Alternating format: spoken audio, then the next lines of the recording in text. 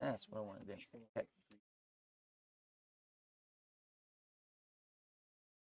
All right, so what are we dealing with in 1 Corinthians 9?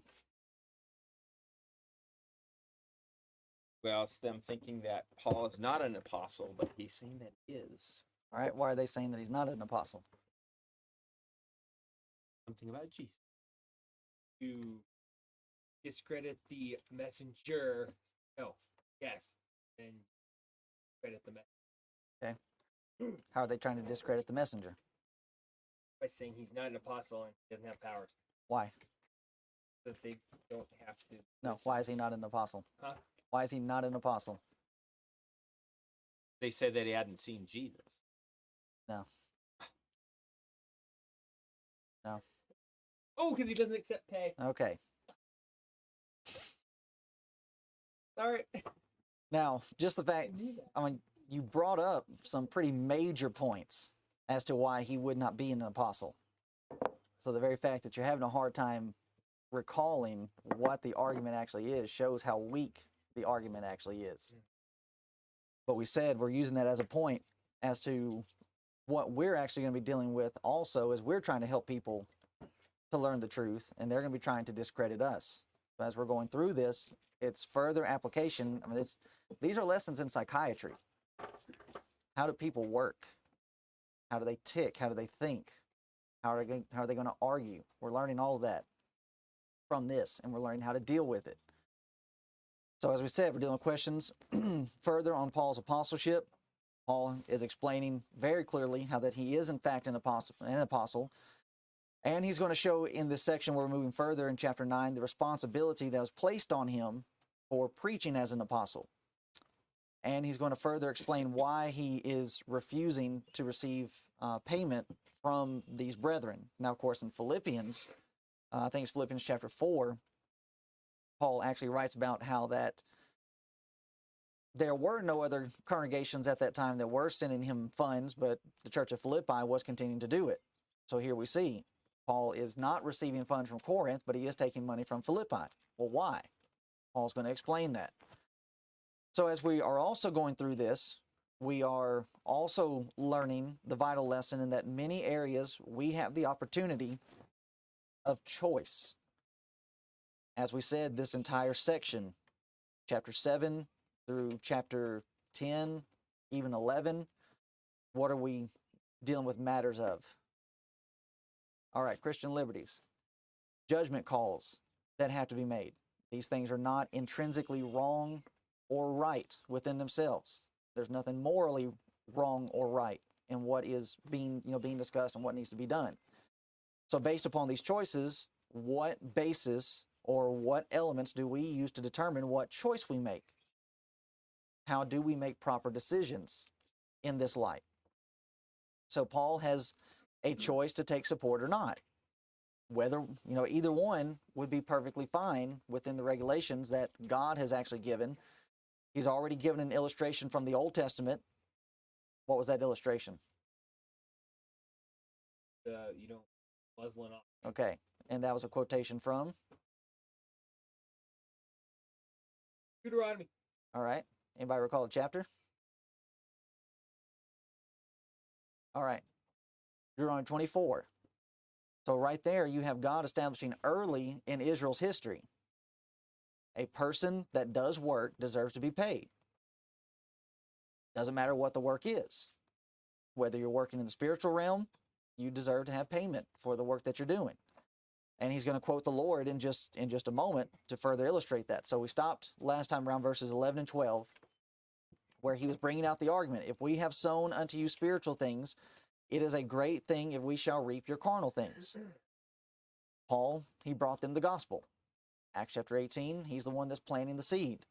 Apollos comes in, waters, or other people come in and water.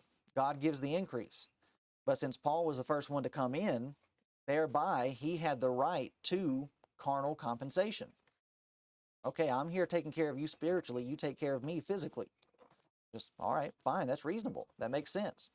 And he would say the same thing in Romans chapter 15 when he is writing to the Roman brethren how that he is about to go to Jerusalem and he has all of the money that the brethren have collected for the poor saints in Jerusalem, he makes this very same argument that the Gentiles realize they have reaped spiritually by what the Jews have brought in.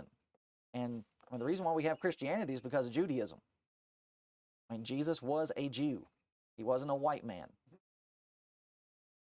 He was a Jew born under the law of Moses, and that's how it was prophesied to be. So if it hadn't been for the Jews, for the children of Israel, we would have no Messiah. So in return, what do the Gentiles realize? Okay, here are the Jews, and they are in need of aid. They have given us a great gift spiritually. We're going to help them out materially. And so that's why that transaction is taking place. But it's that further argumentation that's being used, not just in this context, but also to the Romans. He goes on to say in verse 12, if others be partakers of this power over you, are not we rather? So here it implies that others had been paid. Paul acknowledges that. He realizes that. Okay, I realize there are other people that have come in and they've received payment from you. So if they've been paid, how much more does Paul deserve to be paid? I mean, certainly he does. But why ask this? Because he's establishing in their mind, you ought to already know these things. I shouldn't even have to tell you them. The fact that I'm having to ask these questions, go through this argumentation, is really showing the length and the depth that Paul is willing to go to or go with these brethren so as to have them to understand this. So he acknowledges, yes, if others be partakers of this power, are not we rather? Of course we are. Nevertheless, we have not used this power, but suffer all things, lest we should hinder the gospel of Christ. So why did Paul refuse payment? So they didn't think he was doing it for the money. Okay. Now, here we have another regulating factor of our liberties. In chapter 8, what did Paul mention as a regulator of liberty? Love. All right. Knowledge puffeth up, but charity edifieth.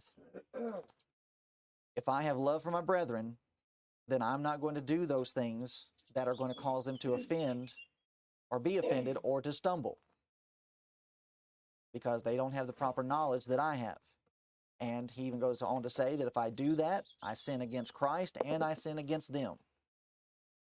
Now he moves into this other regulating factor of, I'm not going to do anything that is going to cause any type of prohibition or put any type of stumbling block in front of the gospel being presented.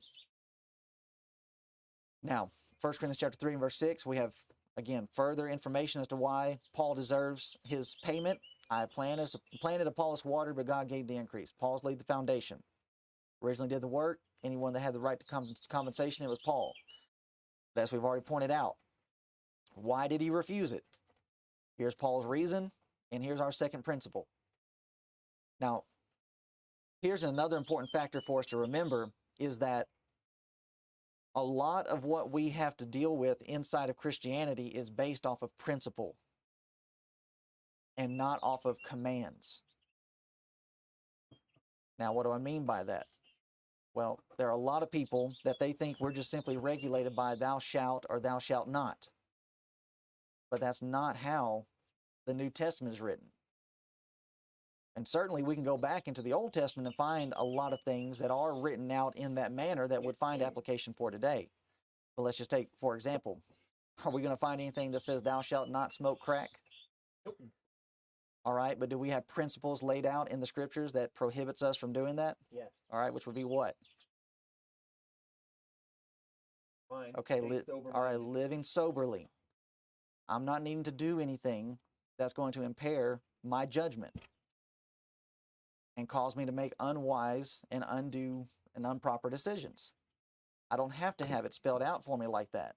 Anything that falls into that category, I now know I need to stay away from. So here's another principle.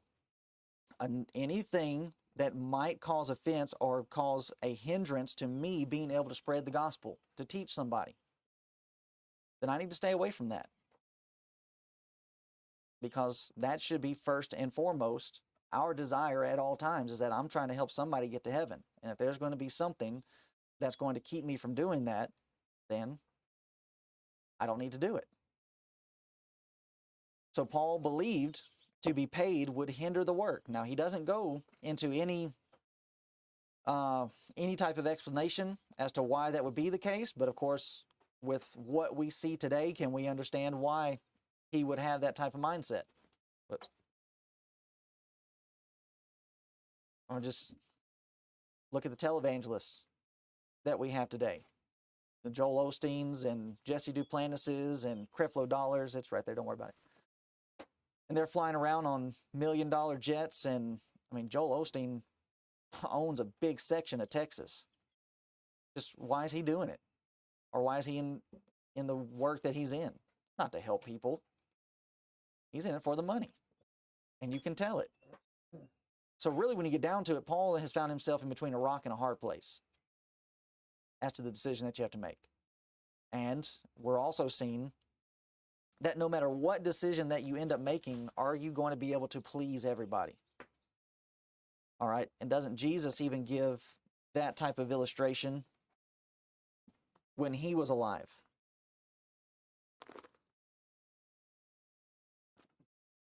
The Pharisees come. Let me see. Let me word it this way. Jesus, in condemning the scribes and the Pharisees, gives an illustration of how they acted with John and how they acted with him.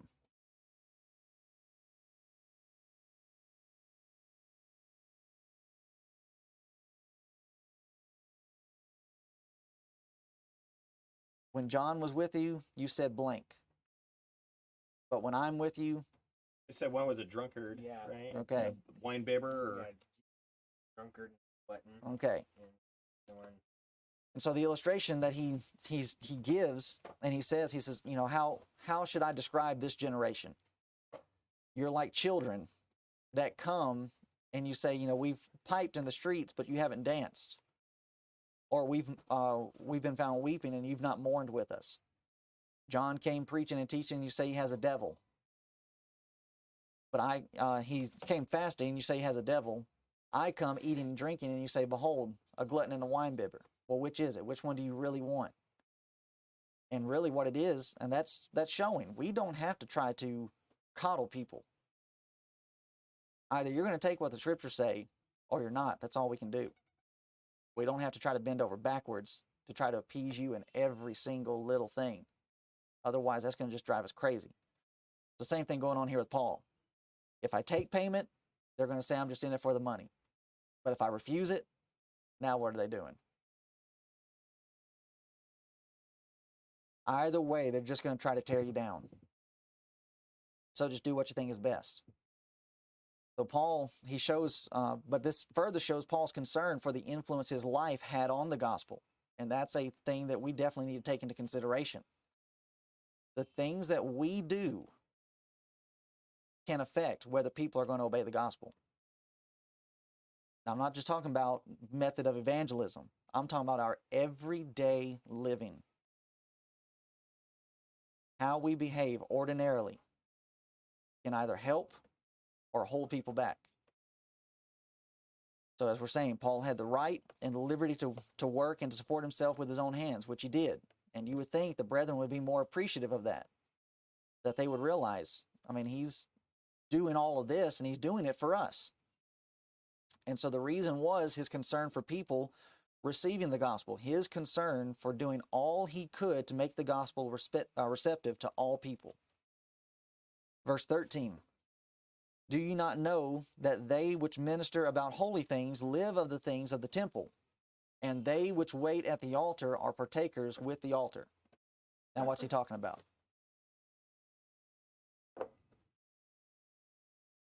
What was sacrifice? Okay. God provided for them through the sacrifices that the people bring. Okay, so here's another Old Testament example, which is further showing the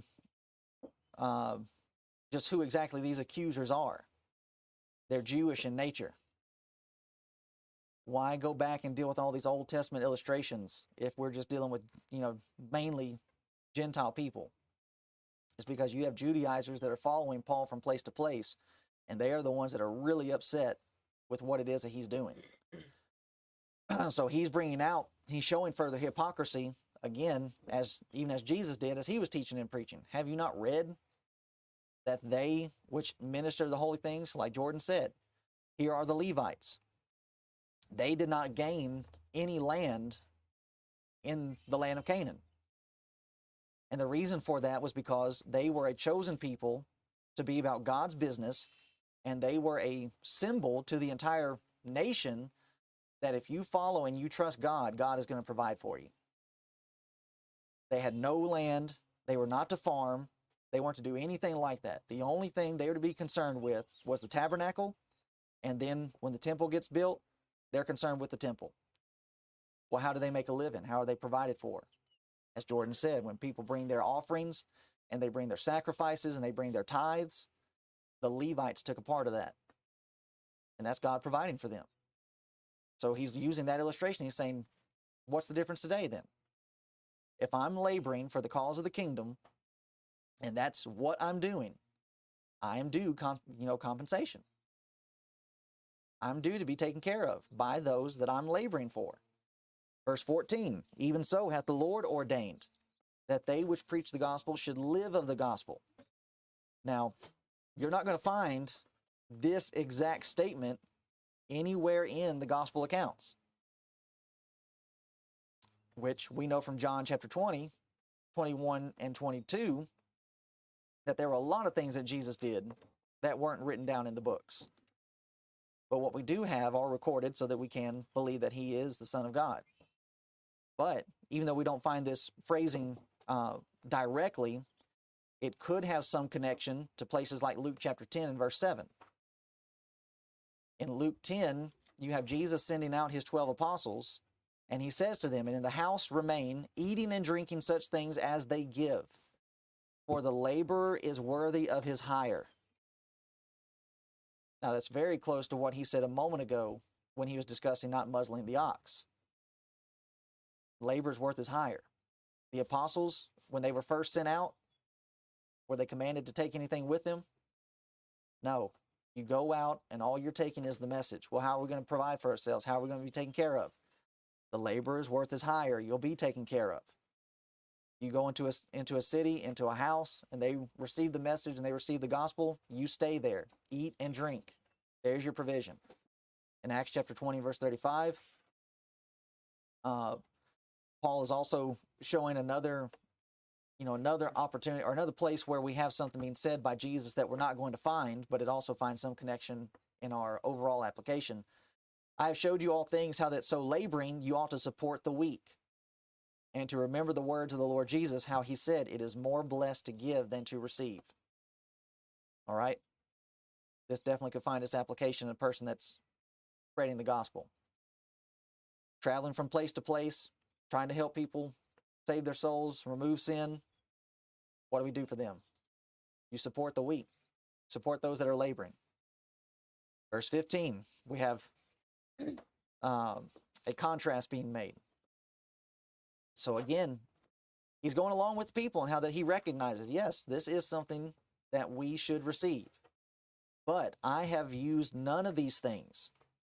Neither have I written these things that it should be so done unto me. For it were better for me to die than that any man should make my glorying void. So Paul adds this in, but he says, I'm not doing this, I'm not saying this so that you can now start paying me. That's not what's happening here. Reason was, this is not given for them as a reason to start paying him now. It's just simply presenting his appreciation of the gospel. Why did he choose to do this? Here, Paul indicates how much he really is appreciative of the gospel that he has been presented with. Just the fact that he himself has been saved. Because, what was Paul doing before he was Paul? Murdering. All right, yeah, he was Saul and he was committing murder. He was killing the innocent. What did he deserve? Death. All right, according to his own law that he would have been following, the law of Moses, you kill a man, you die. But yet he was spared. Now, you receive that kind of mercy, What kind of appreciation does that end up producing? Plenty. All right, should end up producing a great deal of appreciation. That's, I just want to do this because it's the right thing to do. And that's what he's saying here. I'm doing this not for payment. I'm choosing to do this because I'm not wanting anybody to even use that as an argument, not even to hinder what's being done. It was his joy above anything else to be able to preach the gospel. Now, isn't that an attitude that's needed today? And I wonder just how many of my brethren that are preaching at this point, if their salary ended up being cut, how many of them would actually stay with the congregations where they are, or would they start looking for another place to go? And that really is the sad thing about preaching nowadays, is that it is viewed as simply being an occupation, like anything else, like being a doctor, or a lawyer, or cabinet maker, electrician, whatever. And that's not what this is. This is, I mean, to use a denominational phrase, I guess, it's a higher calling, it's a higher purpose, to where it is something that you are doing even if you're not going to be paid for it. And that's what Paul is showing. Whether I'm paid or I'm not, I'm going to preach. So just consider this. We hear the word gospel extremely often. And I wonder sometimes, does our familiarity of the word cause us to lose our love and appreciation for what it actually is and what it actually means? Because that happens. You throw words around a whole lot, and it's just, okay, it just becomes another word that we hear all the time. And in this section, Paul has used this word 9 times.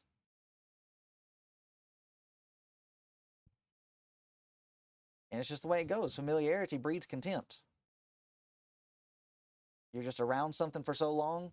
I mean, how many people living in this town or living in this county for all their life, how many of them do you think actually even notice the mountains anymore? Mm-hmm. You don't.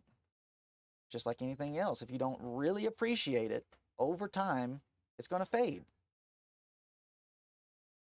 Same thing happens with the gospel, happens with the church. And we see it all around us. And we can even see it, even looking at the life of Christ. In Mark chapter 6, verse 2 and 3, when the Sabbath day was come, he began to teach in the synagogue, and many hearing him were astonished, saying, From whence hath this man these things? And what wisdom is this which is given unto him, that even such mighty works are wrought by his hands? And then notice how they begin to answer, Is not this the carpenter? We know this guy. The son of Mary, brother James, Joseph, Judah, Simon, are not his sisters here with us? And what did it do? They were offended at him. Why is it that Jesus would say a prophet is not without honor, save in his own country? Used to you. We know this guy. And now he's coming along trying to teach us? You want to turn a man into an expert? You put him in a suit, give him a briefcase, send him 50 miles from home. Nobody knows who you are. And you can come in and be able to teach and have an influence, just like, wow, this guy blows into town, he knows what he's talking about. If we're not careful, the same thing can happen to us. To where we just, we have this, and it just sits on our coffee table, and we don't really appreciate what it actually holds inside. Paul is illustrating, this is the greatest thing that I have, and I'm willing to do anything for it. Even to where he ends up saying later on, might actually, I'm not sure if it's in the first letter or the second letter, where he ends up writing about just laboring day and night, just so that he can be able to present to others what it is they need to hear to be saved. Verses 16 and 17. For though I preach the gospel, I have nothing to glory of. Oh, so that's something else.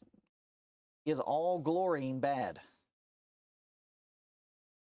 And this word can also be translated as boasting. All glorying and boasting is not bad. Now, it really doesn't help things, because when you get into the game of trying to tally up score, Paul's going to end up later saying, when we start comparing ourselves with ourselves, that's foolish. But in this situation, he's saying,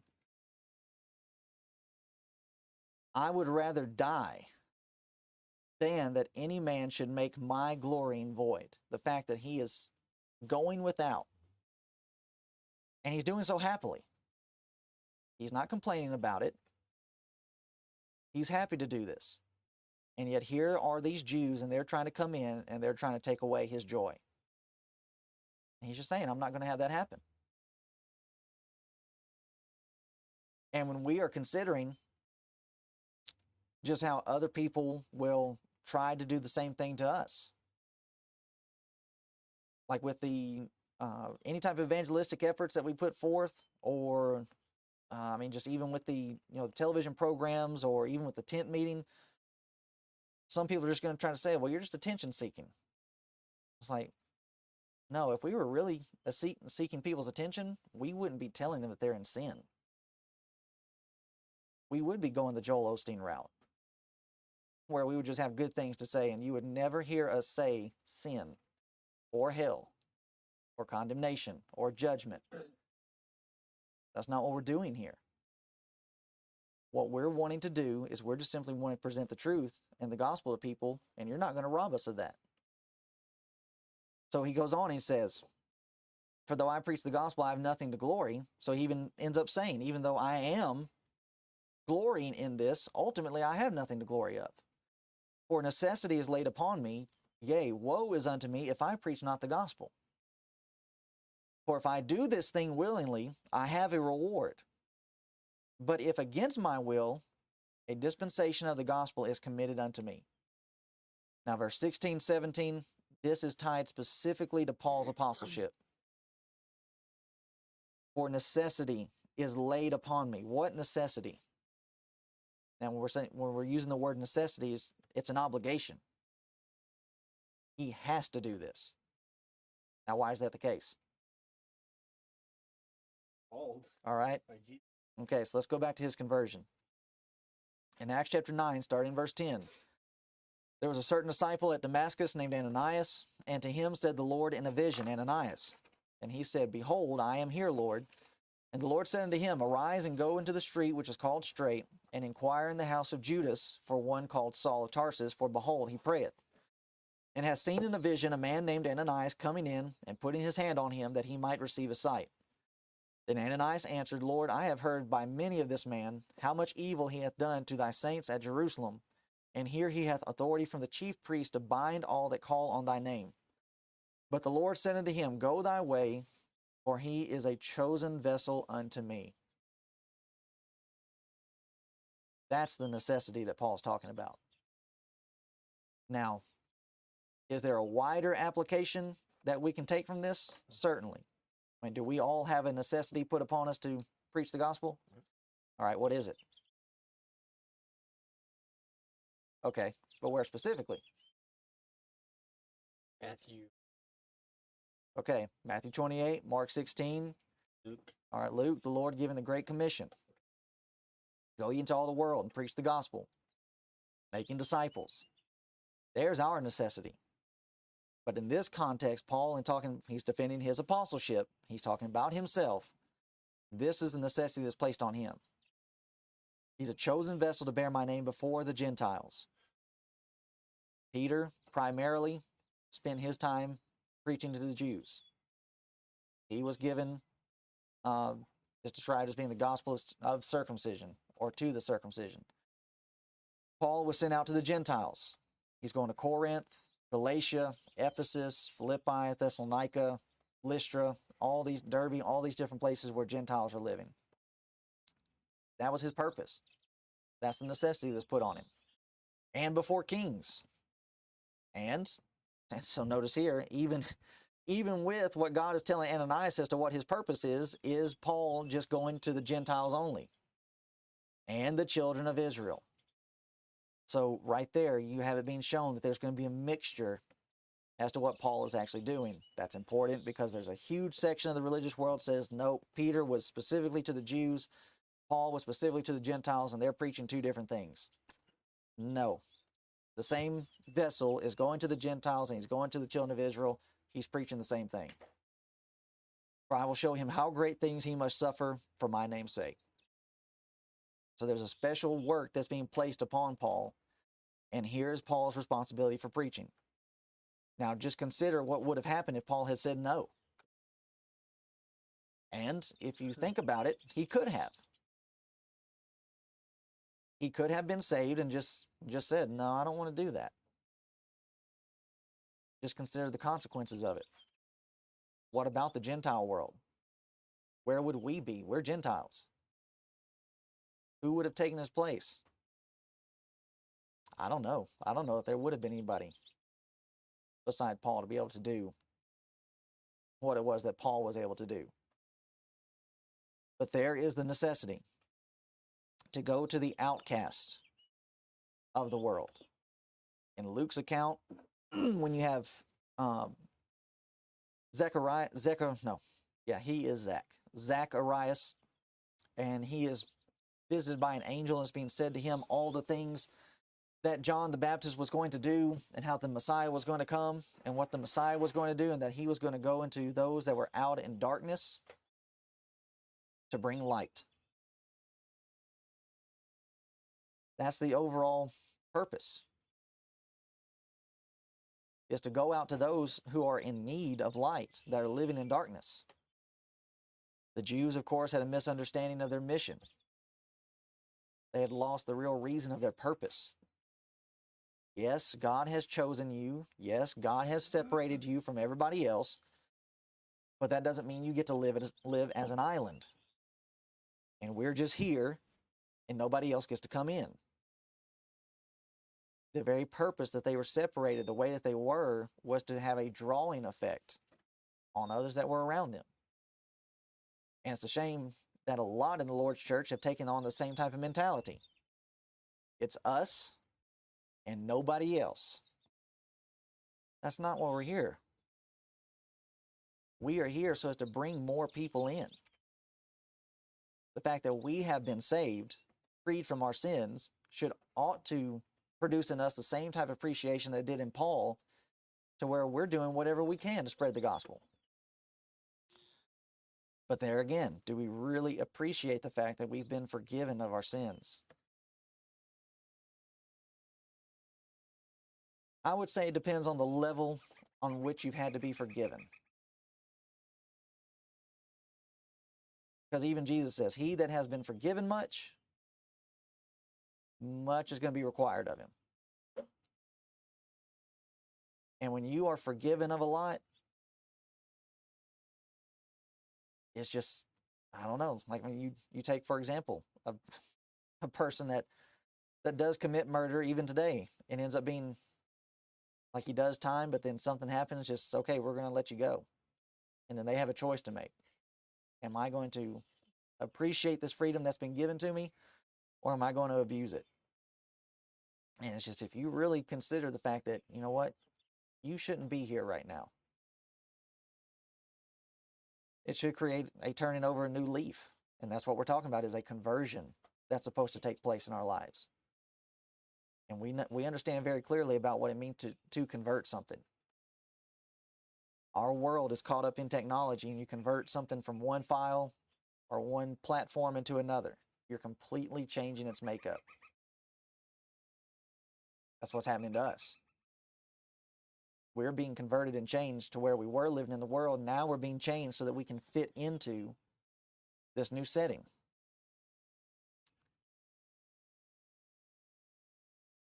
And it also comes to a proper appreciation and reality that there is going to be punishment.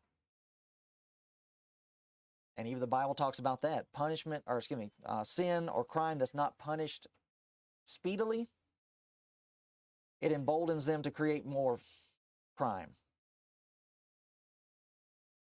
And so a lot of people, they go through their life living how they want to without any type of consequences. And so what about the reality of hell? It's not there. So what about forgiveness of sins? Okay, fine. I guess I'll go through it, but it's not really seeing the need of it. And a lot of that has to do with the prosperity that we face or that we have in our country. Not having to go through hard times like what they're going through. Then what's the reality of Christianity? They're facing turmoil on every hand, every turn. What do we have to go through? Very little. So verse 18, what is my reward then? Since I'm not being compensated physically, materially, then what is it that I'm gaining? Verily, or truthfully, that when I preach the gospel, I may make the gospel of Christ without charge. That it's being given freely. That I abuse not my power in the gospel. This is how he is compensated. This is what he wants. Now here, Paul is establishing a very treacherous and dangerous point. That I abuse not my power in the gospel. The temptation to abuse one's authority, to just have people do what you say just because you can.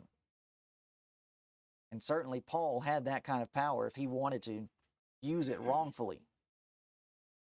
He could come in, perform some miracles, and man, he could turn this congregation to whatever he wanted to. And ultimately, he would be doing that by force. Now, is that really how we're wanting people to change? No, we're wanting people to change by their own will, their own decision making. Not a situation where I'm having to bend your arm. The danger of abusing the trust that people place in you. And then to turn that around and try to play it to your own advantage. And, I mean, it's easy to do. I mean, you take somebody that just obeys the gospel, doesn't know anything of the Bible. I mean, if you wanted to, you could end up putting some very strenuous parameters on those individuals and just abuse and misuse them. I mean, what is it they say about power? Absolute power corrupts absolutely. Preaching, teaching is a powerful position. To where if you get the wrong kind of person in there, to where they're like a Pharisee, that they just want the praise and to be seen of men, and they're not really involved or concerned about the well-being of the people and what is actually good for them, and not only good for them, but as we're seeing, good for the cause of Christ, then they will pervert that pulpit to where it just becomes all about them. Now, Paul even writes to Timothy of how that this is a dangerous thing, of not commercializing the gospel. 1 Timothy 6, verse 3 through 5. If any man teach otherwise and consent not to wholesome words, even the words of our Lord Jesus Christ, and to the doctrine which is according to godliness, he is proud, knowing nothing, but doting about questions and strifes of words, whereof cometh envy, strife, railings, evil surmisings, perverse disputings of men of corrupt minds, and destitute of the truth, supposing that gain is godliness. From such withdraw thyself. And that's how a lot of people look at Christianity. The health and wealth doctrine, name it and claim it. If you're a Christian, everything should be good. You should be living like Joel Osteen. And if you're not, there's something wrong with you. That's not how this works. I mean, Bill Gates is the richest, well, I don't think he's the richest man anymore, especially since going through his divorce. But what about him? He's not a Christian. Far from it. But yet look at how blessed he is. It's not how you measure things. But That's how a person, misusing their power and their authority, that's what they can do with the scriptures. They can manipulate it, twist it, and if you're not prepared, they'll get you caught up. And in Jesus' day, they were doing the same thing. Matthew 23:14, woe unto you, scribes and Pharisees, hypocrites, for ye devour widows' houses, and for a pretense make a long prayer. We're holy men. We pray. You see us pray. And guess what? We need your property. You don't think that kind of stuff happens today? Happens all the time.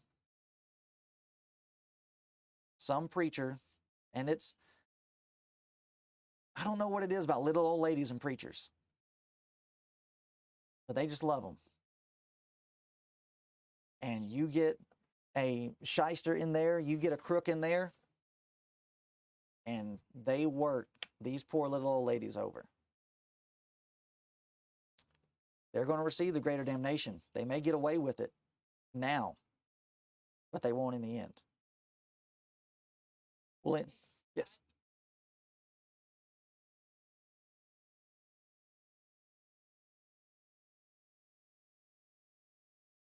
It's in the book of Exodus. And he establishes that because, so God has his own welfare system. I'm not 100% opposed to welfare, because as people get older, those that cannot defend themselves, can't provide for themselves, God says, you take care of those people. And it's by doing that that you show that you're really capable of loving people. And he establishes that for the children of Israel, and he goes a step further. And he says that if you do not take care of these widows and these orphans like you're supposed to, he goes a step further and he says, your wives will become widows and your children will become orphans. So there's, again, the idea of sowing and reaping. The very thing that you would, or even going against the golden rule, Matthew 7:12, do unto others, you'd have them do unto you. Well, if my wife became a widow, I would want people to take care of her. So what do I need to do? I need to do unto others, I'll have them do unto me. And so, yeah, that's a very good point that Jamie's bringing up of just how serious God is about this very factor. It shows your genuineness. That you would be willing to do these things for people that just have no way of being able to pay you back. Well, it's because I'm not looking for the praise of men. I'm wanting my Father in heaven, who sees what's done in secret, I want him to reward me. And the reward that he can give is going to be far greater than anything that I can get from man. So verse 19 to close this, for though I be free from all men, yet have I made myself servant unto all. For what purpose? That I might gain the more. Here's the point that Paul is making. He will set aside his right of payment so the gospel will go forth unhindered. And the very premise that he has is, how can I win more souls for Christ? That's how Paul is making his decisions. Is this thing that I'm going to do, is it going to help or hinder in somebody hearing me and ultimately having them obey the gospel? Now, as I said, this idea is going to change when you find yourself going into different places. I know I've used this illustration a lot, but it's a good one. Going overseas and trying to teach the Marshallese so as to be able to gain more of them. My mom and my sister, they did not go outside the house without a skirt on or a dress. Is there anything wrong with wearing pants? No. But according to them, there was. Fine. Then I'll suffer that. I'll put aside my liberty to wear what I want so as to have a proper influence and set an example that, okay, we're going to do this for you. And it helped a great deal in having a lot of people obey the gospel because we were just so ready and willing to put ourselves under their custom, to accept their culture. Now, of course, what's going to happen over time?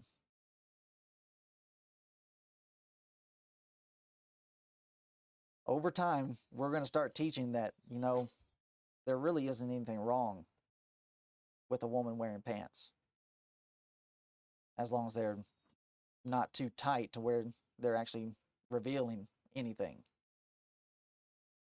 Nothing wrong with it. But if you want to keep holding on to this culture, fine. We don't have to divide the brethren over it. Just have the understanding, have the realization that it's okay. So how are adjustments made? Discussing two choices, and either one are okay. It's not anything that's contrary to the will of God. As we said, it's a new regulation on our liberty. Will I be able to gain more by choosing to do this or by choosing not to do this? So again, it finds itself being founded in another teaching of Jesus, and that's Matthew chapter 6, verse 33. Seek first the kingdom. If I'm seeking first the kingdom, and that's my main goal, my main purpose, then my decision making is going to be made from that perspective. Whether to do or not to do. Is it going to help or hinder somebody from obeying the gospel? Now, he'll go on further through verses 20, 21, and 22, discussing about the differences between Jews and Gentiles. And he even gives, or will give, some further illustration of some things that Paul chose to do and some things he chose not to do. And we'll be able to discuss those and ask, is there anything wrong with this, or should he have done it differently? But we'll save that for next time because we're at 47 minutes. So any other questions or comments, other thoughts?